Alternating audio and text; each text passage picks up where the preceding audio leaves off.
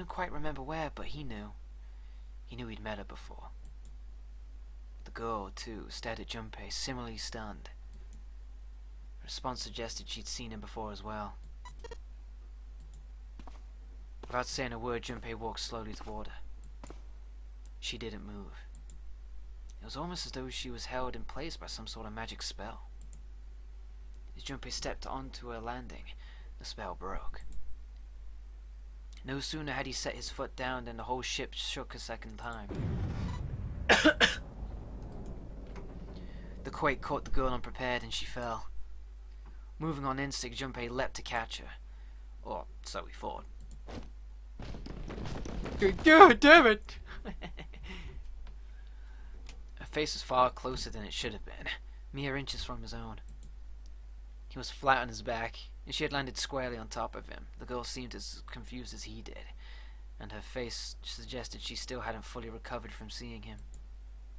For a moment that seemed to stretch for a very long time, they stared at one another. Are we gonna be like tongue in each other's eyes or something? The ship stopped shaking. Everything was quiet. Water could be heard from the bottom of the ship, lapping faintly at walls and ceilings, but eventually that faded as well. The silence was complete, a thick, muffling blanket. At last, the girl opened her mouth. Oh my gosh, is that you, Jumpy? Jumpy? Jumpy. Jumpy. Her words echoed through Junpei's head, and suddenly his memory returned. Akane? Oh yeah, it's Akane! Why hadn't he realized it before? The girl was Akane Kurashiki. She and Junpei had been friends in childhood. They'd gone to elementary school for 6 years. But what was she doing in the ship? Her soft eyes were only inches away from his own. He could feel the warmth of her face. Feelings he thought long forgotten began to work their way to the surface. He could feel his face heating up. At that moment, a speaker crackled to life, and a cold, eerie voice filled the room. Welcome aboard. I welcome you all from the bottom of my heart to this, my vessel. With the voice's invasion, the spell between Junpei and Akane was broken, and all hints of burgeoning romance instantly forgotten. Man, we're drowning in shit. I ain't got time to be dicking. They hurriedly untangled themselves from one another and struggled to their feet. The 7 companions had heard the voice as well, and many of their faces had gone pale. They looked around frantically, desperate to locate the source of the voice. At last they found it. A speaker set in the ceiling. I am Zero, the captain of this ship. I'm also the person who invited you here. Invited? The voice was harsh, obscured occasionally by the crackle of static. But Junpei recognized it. How could he have forgotten it? It was the same voice he had heard from the man in the gas mask. Hey asshole! The hell is this? Come on out here. I want to get a look at you. What do you mean to do to us? I mean to have you participate in the game. Some of you, I know, are familiar with this game. The nonary game. It is a game where you put your life on the line. Nonary game? The hell's that? The voice continued, implacable. Rules of the nonary game can be found upon your persons. They are simple rules. Read them. Nonary game? Hey, there's something in my pocket. Check this out. Silver reached into his pocket and pulled out a small slip of paper. The rest of them reached into their own pockets and pulled out similar slips of paper. Junpei followed suit and dug into the pocket of his pants. He felt the telltale crumple of paper, slightly damp from his earlier ordeal. Hey, I got one too. Then it would seem Zero has been fit to grace us each with a letter. Would you mind terribly reading it to us, young man? His request had been delivered to Junpei, who, after a short moment of surprise, did as he was been asked. Okay, on this ship you will find a handful of doors emblazoned with numbers. We will call them the numbered doors. The doors in front of you are a pair of the same. The key to opening these doors are the numbered bracelets that each of you possess. Should you total the numbers on your numbered bracelets and find the digital root of that number is equal to the number of that door, the door will open. Only those who have opened a door may pass through. There are, however, limits. Only 3 to 5 people can pass through one numbered door. All those who enter must leave, and all who enter must contribute. Bracelet. Junpei figured had to mean the bulky thing on his wrist. He glanced around. It looked like everyone else had one as well, and had come to much the same conclusion. The purpose of the game is simple. Leave the ship alive. It is hidden, but an exit can be found. Seek a way out. Seek a door that carries a 9. Junpei had reached the end of the letter. There was a long moment of silence, and then the speaker crackled to life once more. There is one last thing I must tell you. As you've no doubt surmised, the ship has begun to sink. On April 14th, 1912, the famous ocean liner Titanic crashed into an iceberg. After remaining afloat for 2 hours and 40 minutes, it sank beneath the waters of the North Atlantic. I will give you more time. 9 hours. That is the time you will be given to make your escape. The voice finished, and the speaker went silent. The sound of a bell tolling echoed through the hall. It came from the dance hall adjacent to the stairwell.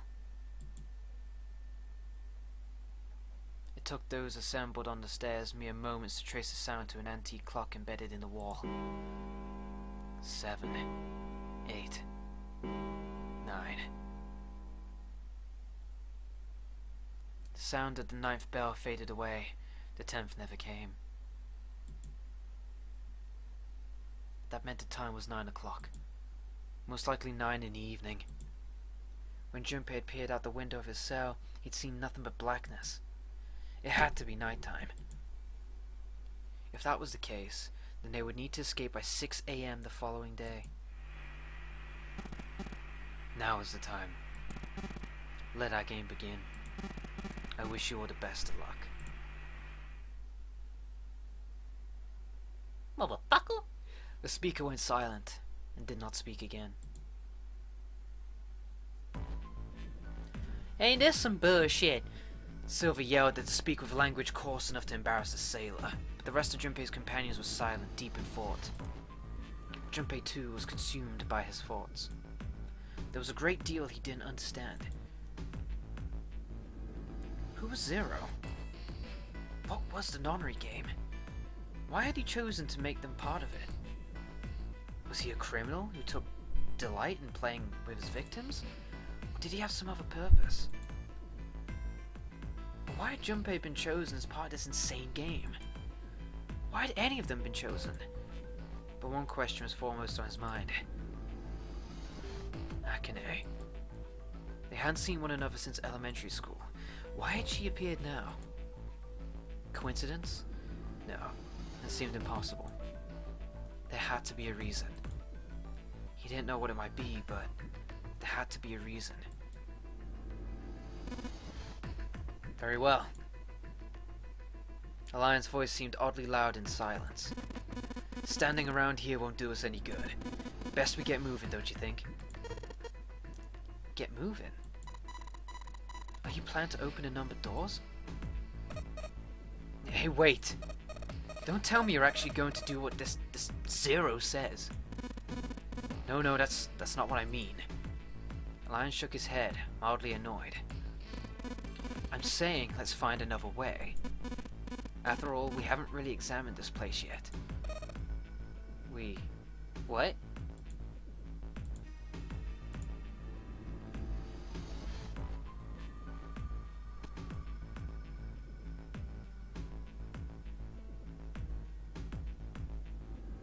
The separate investigations finished. All 9 people returned to where they'd left one another. The result of all their work was nothing. They were completely sealed in. Their hard work had not gone complete to waste, however. They had learned a number of things as they scoured the parts of the ship they could reach. It seemed that they were confined to decks A through C. C deck was as far down as they would be able to go, however. The reason being that D deck was completely submerged. Strangely, however, the water had risen no higher than D deck.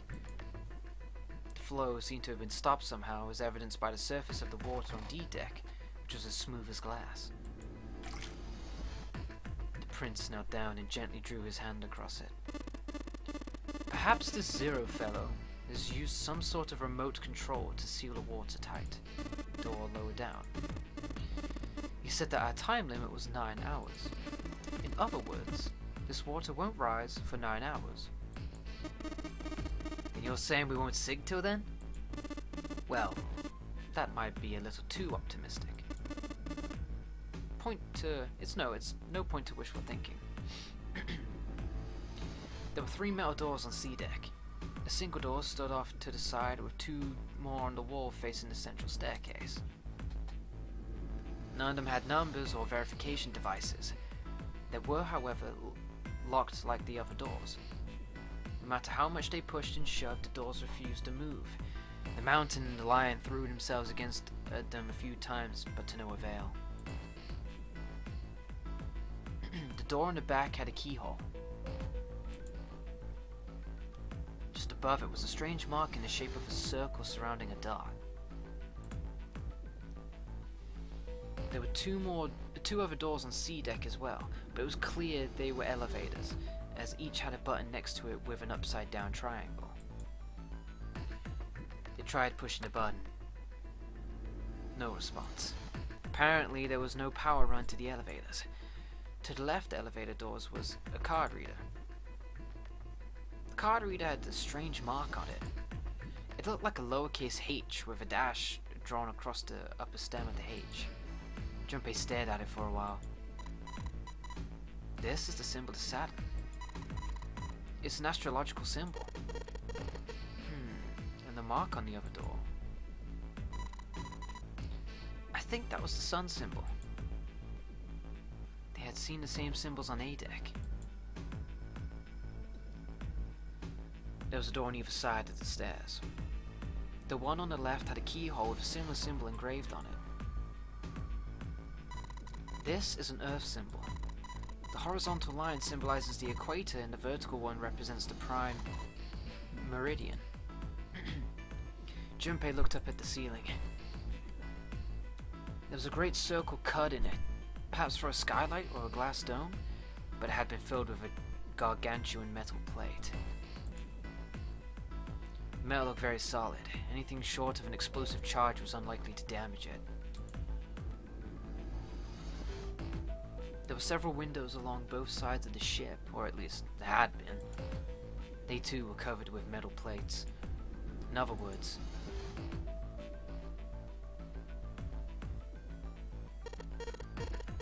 we're trapped, or the exits go nowhere. Junpei was not happy. The girl with pink hair spoke up. Well, I'm sure they go somewhere, we just can't open them. Then the mountain spoke. You don't know that. For all we know, they just open into walls, or take us in circles. The prince did not agree. No, I'm sure they go somewhere. Otherwise, what point would there be? And we can open them. Well, 2 of them at least.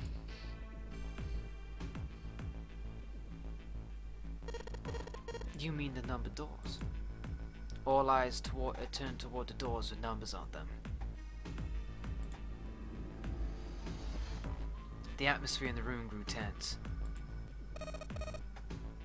Hey, wait a minute. I think I said this earlier, but I don't think we should do that. The dancer moved in front of the doors as if to block them. We'd have to be crazy to open these doors. If we do that, we're just doing exactly what Zero wants us to do. Suddenly, everyone began to speak at once. I agree. I don't. That's a terrible idea. We should keep going. We should stay here. We don't have any other way to open any of these doors. We should just wait. Someone's bound to come find us. We don't have time for that. In 8.5 hours, this ship is gonna sink. The clamor of voices made it next to impossible to determine who was saying what. Their arguments grew more and more intense until people are shouting and screaming at one another.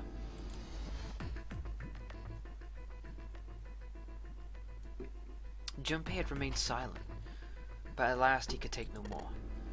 Hey! Shut up! They fell silent and all eyes turned to Junpei. He felt each stare burning into him, but he refused to flinch. Before we try and decide where we're going to go, there's something else we ought to do. What's that? We need to exchange information. We don't know anything about each other. I want to know who you guys are.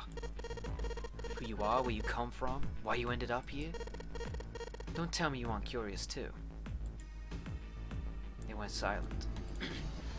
Some of them looked the other way, or bit their lip, or crossed their arms and stared at the ceiling. But one of them spoke up. It was Akane. I agree. I think Jumpy is right. Jumpy? Oh, I'm sorry, I'm talking about him. I just call him Jumpy. His name is Junpei. She pointed towards Junpei. We're childhood friends. We went to the same elementary school. Wait, stop. Don't tell us stuff we didn't ask you about. Zero's probably watching us right now. What are you gonna do if he's listening in? Would that be bad? Hell yeah, it would. We don't know how much that bastard knows about us. Maybe he just picked a bunch of random people to kidnap. If that is the case, then it'd be dangerous for us to let him know too much. If Zero knows who we are, he could go after our families. Maybe tell us we had them to get to us to do stuff, you know? But we still need to know what our names are. It's going to be hard to talk to each other if we don't have names. Alright, then why don't we have code names? To him, apparently, it seemed like the obvious solution. Code names? Yeah, we'll each pick something. Like, I'll be 7. 7? Why are you 7? It seemed a fair question. The mountain stuck out his left arm. Because his bracelet number says 7. Oh, I get it. Yeah, it's a good idea. He smirked. Alright, I'm gonna be Santa. Any of you chumps know Japanese? No? Well, San means 3, so I'll be Santa. You know, like Santa Claus. Fits, don't you think? Then your bracelet number. Yeah, it's got a 3 on it. Good job, Grandpa. Just like the mountain had done, Silver thrust out his left hand. Sure enough, the face of his bracelet read 3. Very well then. I'll go next, shall I? My bracelet number is 1. Given that, I think Ace seems appropriate. I'll be Lotus then, as I'm sure you'll know. It has 8 petals. Which means, of course, that my bracelet number is 8. I would appreciate it if you would call me Snake. My bracelet number is 2. Since Ace has chosen cards, then I choose dice. Snake eyes, clearly. Which is particularly relevant, given I am blind. Blind? Really? He'd kept his eyes closed during their entire ordeal, which has suggested something strange, but to hear it said so casually? It was something of a surprise. Everyone seemed a little nervous at the prince's proclamation, but no one seemed to know how to react to it. There was one person, however, who didn't seem to be surprised in the least. The girl with pink hair. I want to be Clover. You know, like a 4-leaf clover. Good luck, right? Looking almost bored, she held out her left hand. The face of her bracelet showed the number 4. He'd come around to Junpei. He held out his bracelet. Alright, my number's 5, so my code name is gonna be... Well, I have one. It's not like there's any point to it now. The dancer cut him off in mid-sentence. I mean, we all know your name already. You're Junpei. Oh. They all nodded. Well, that fucking sucks, man. I wanted a code name too. This is bullshit. I'd be fucking Flaming Dragon. Akane stepped forward nervously. Then you should all call me by my name too. Because, I mean, it just doesn't seem fair to Jumpy. You're thinking it's not cool for you to hide your name after you told us his? Akane fidgeted awkwardly. Junpei decided he had to do something. What's your bracelet number? It's 6. She hesitated for a moment, then held out her left hand. As she claimed, the bracelet's face showed a 6. Junpei looked at it for a moment and thought, alright then. Why don't we call you June? June? Yeah, you know, it's the 6th month of the year. So you're June. Junpei. Akane kneaded her hands and looked up at Junpei uncertain. What's with this woman? He smiled back at her, reassuringly. Are you good with that? She thought about it for a few more minutes, then seemed to come to a decision and gave Junpei a small nod. Their names decided, Junpei ran over them quickly in his head. 1 was Ace. 2 was Snake. 3 was Santa. 4 was Clover. 5 was Junpei's number. Akane was 6, and Junpei had given her the code name of June. 7 was 7.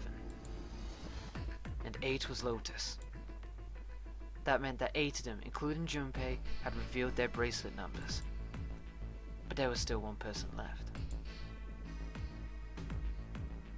He was a man with glasses and hair like a bird's nest. He hadn't said anything since they'd met on the stairs, and he didn't look like the sort of person who was inclined to conversation. His skin was pale, his breathing was heavy, and he was soaked with nervous sweat. His behavior seemed very suspicious, or perhaps simply emotionally unstable. It was difficult to tell. Whatever the case, it seemed clear that he had only a fingertip's worth of a grip on his sanity. The girl with pink hair, Clover, walked up to him slowly. She put her hands on her hips and eyed him suspiciously. What number are you? He didn't answer. His bloodshot eyes twitched from person to person and his breath came in hot pants. Hey, I'm talking to you. The man licked his dry lips with a shaking tongue and spoke with a voice like old paper. Isn't it obvious? There are 9 people here.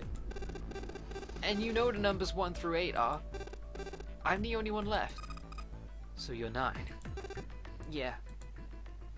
He extended a trembling arm. The bracelet did indeed say 9. I see. Clover looked at it contemptuously. What's your code name? Code name? What do you want us to call you? We all made up names, you should too.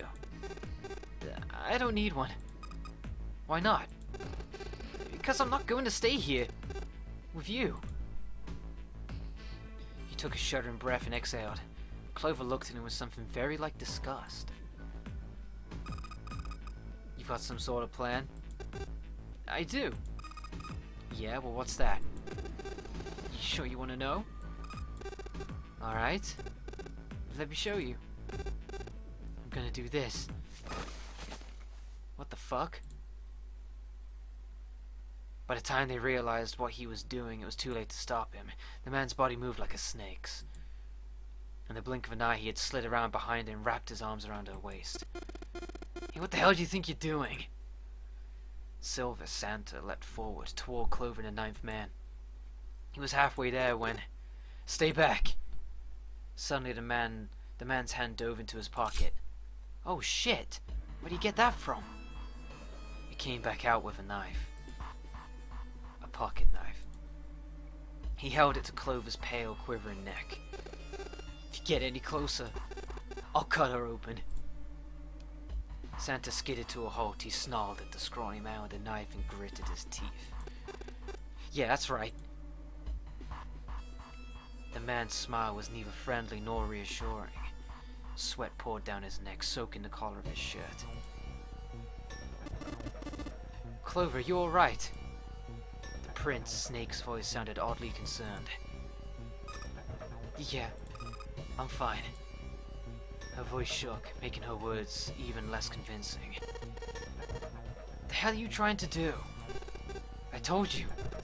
This is my plan. What are you gonna do to her, you sick son of a bitch? Don't worry. I'm not gonna do anything to her. If she just does what I tell her to, I'll let her go. He started to move backwards, slowly, keeping his grip on Clover. Keeping their distance, Junpei and the others followed. Eventually, the man reached a wall. He gave a start as his back touched it, then glanced around quickly and spoke. Verify. Huh? The left. Look on your left. Do you see the device on the wall? Place your hand on the scanner panel, the round part. And what if I don't? The man's nostrils flared, and he looked like he was about to choke. Are you an idiot? What do you think?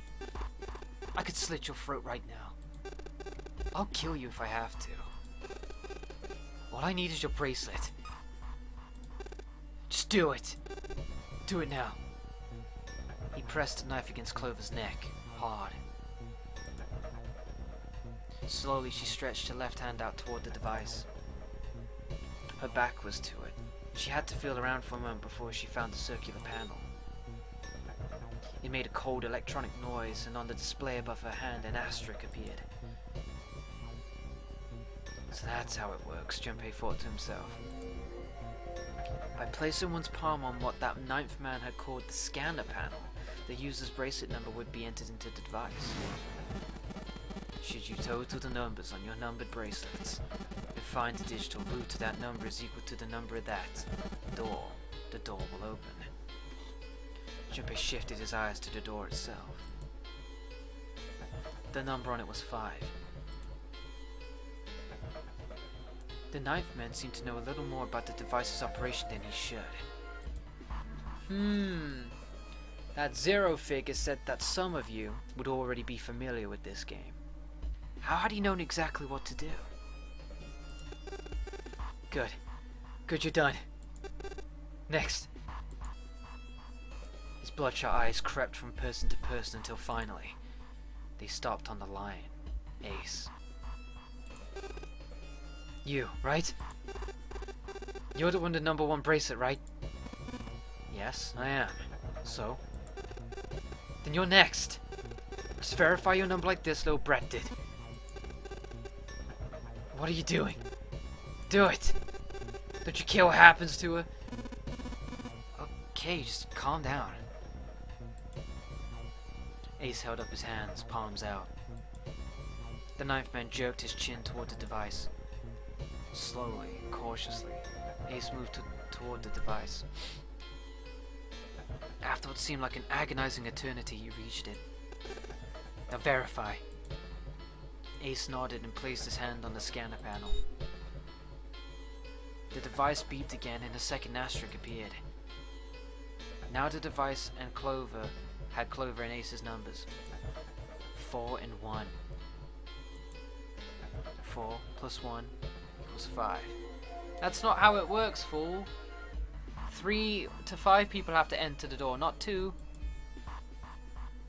The same as the number written on the door. But it wouldn't open just yet. Only 3 to 5 people can pass through one numbered door. The door needed at least one more person. Who would that be? Get back! His voice shook, but the knife he held to Clover's throat made his words a command.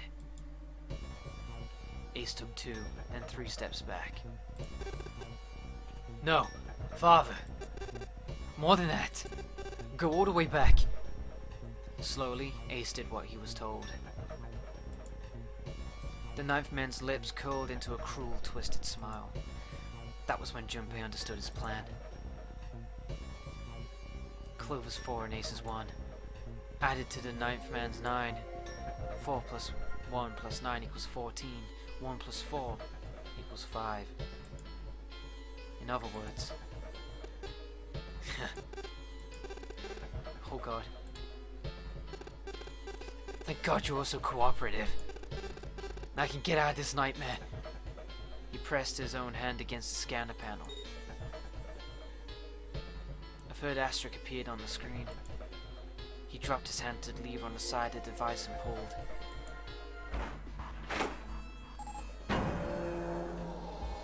Well... The door opened with a heavy metallic groan. He let go of Clover. Wait! Junpei leapt toward the ninth man, but he wasn't fast enough. The man shoved Clover and hopped through the door. Okay, have a good one, guys. I'm going off ahead now. Well then, goodbye. He raised his hand and waved, a twisted smirk on his face. Then he was gone.